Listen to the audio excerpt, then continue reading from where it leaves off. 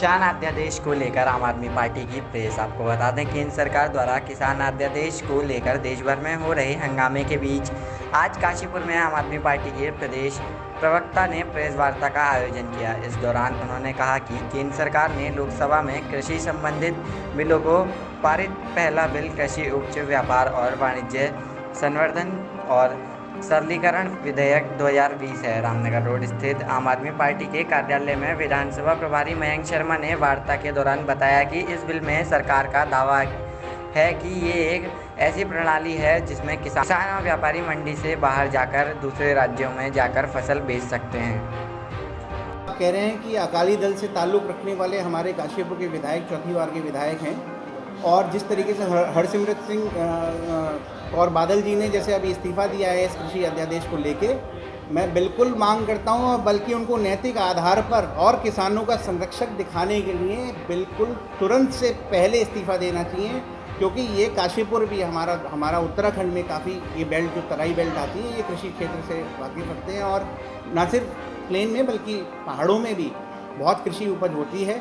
यदि विधायक जी की अगर जो उनकी मन की में ये भावना आती है, उनको घुटन महसूस होती है कि अगर सरकार गलत कर रही है, तुरंत से पहले उनको इस्तीफ़ा देना चाहिए। सरकार ने 17 सितंबर को लोकसभा में 3 बिल पास करे हैं और सरकार का कहना है कि वो कृषकों के हितों के संरक्षण के लिए हैं, जबकि हमारा ये मानना है कि तीनों ही बिल कृषि और कृषि से संबंधित जितने भी व्यापारी हैं उन सबके नुकसान के बिल हैं। उसमें स्पष्ट है कि जो पहला बिल है वो ये कहता है कि कृषि के व्यापार और उपज को व्यापार करने के लिए किसान अपना एक राज्य से दूसरे राज्य में जाके भी अपना कृषि उपज को बेच सकता है। ऐसा संभव नहीं है, क्योंकि जहाँ 85% किसान जब 2 से 3 एकड़ से कम लैंड होल्डिंग का कृषक है, तो वो अपने दूसरे राज्यों में अपना कृषि उपज बेचने के लिए कैसे जा पाएगा, उसके लिए क्या संसाधन यूज़ करेगा। दूसरा बिल जो कृषि सशक्तिकरण और संरक्षण कीमत आश्वासन वाला जो बिल है, उसमें भी एक तरीके से मार्केट से बाध्य होगा और वो उसकी कीमत किसान की ना अपनी कीमत ना मिलके बल्कि वो व्यापारी की कीमत के अनुसार ही बेच पाएगा। स्वामीनाथन आयोग की जो सिफारिशें थी, यह सरकार जब बनी थी उसने ये तय करा था कि उसकी लागत से कम उसको 1.5 गुना मूल्य मिलना चाहिए। इसके ऊपर से मुकर चुकी है सरकार और एक रोज़ नए नियम कायदे कानून पारित कराकर और एक तरीके से किसानों का हितों का उनका हनन कर रही है, दमन कर रही है। ये दमनात्मक विधेयक हैं। हम मांग करते हैं कि इन दोनों विधेयकों को वापस ले सरकार। इसी के साथ तीसरा जो विधेयक पास हुआ है वो है आवश्यक वस्तु संशोधन विधेयक, जो 1955 में एक आवश्यक वस्तु अधिनियम बना था, उसका संशोधन है। उसके तहत अनाज, दलहन, तिलहन, खाद्य तेल, प्याज, आलू जैसी आवश्यक वस्तुओं की सूची उसमें थी, जिनके ऊपर सरकार आवश्यक वस्तु अधिनियम लागू करती थी और उसकी होल्डिंग से बचाती थी, उसको इकट्ठा किसी के पास रोकने से बचाती थी, इकट्ठा करने से रोकती थी। लेकिन सरकार ने इसमें भी संशोधन करके उसके ऊपर से अपनी कंट्रोल हटा दिया है।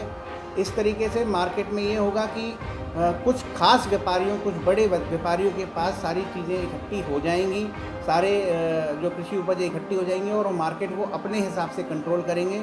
कल को मार्केट में किसान के उपज के समय तो बहुत कम कीमत मिलेगी किसान को, और जब अल्टीमेटली उपभोक्ता के पास मार्केट में अवेलेबल होगा वो उपभोक्ता की बहुत ज़्यादा कीमत देनी पड़ सकती है।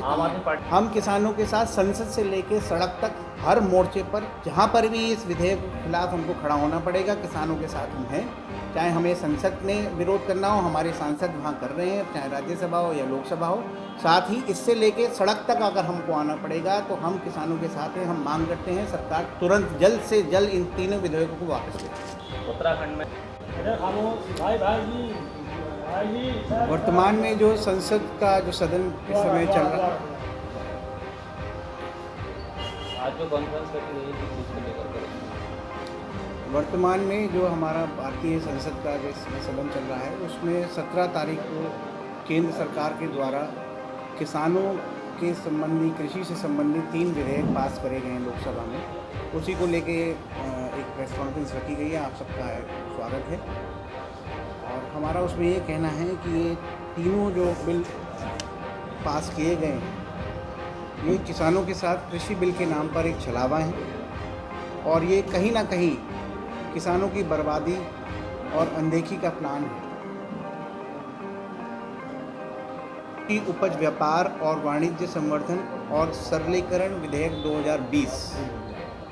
दूसरा बिल है कृषि सशक्तिकरण एवं संरक्षण कीमत आश्वासन और कृषि सेवा पर करार विधेयक 2020 एवं तीसरा बिल जो संशोधन बिल है आवश्यक वस्तु संशोधन बिल 2020। ये तीनों ही बिल जो हैं केंद्र सरकार का कहना है कि ये कृषि को बढ़ावा देने के लिए, कृषकों की हितों को संरक्षण करने के लिए हैं, जबकि ये बिल्कुल गलत है। और इससे कुल मिला के अगर आप देखेंगे तो सरकार ये कहती है पहले बिल के मुताबिक कि इससे किसान और व्यापारी दूसरे राज्यों में अपनी फसल बेच पाएंगे। जिस देश में लगभग 85% कृषक, जिस देश की लगभग 60% पॉपुलेशन कृषि पर निर्भर करती हो, ऐसी पॉपुलेशन में जिसमें 85% जो किसान हैं उनकी लैंड होल्डिंग्स 2 से 3 एकड़ से कम हो, ऐसी स्थिति में वो दूसरे राज्यों में कैसे जाएंगे, किस तरीके से वो अपने दूसरे राज्यों में फसल बेच पाएंगे।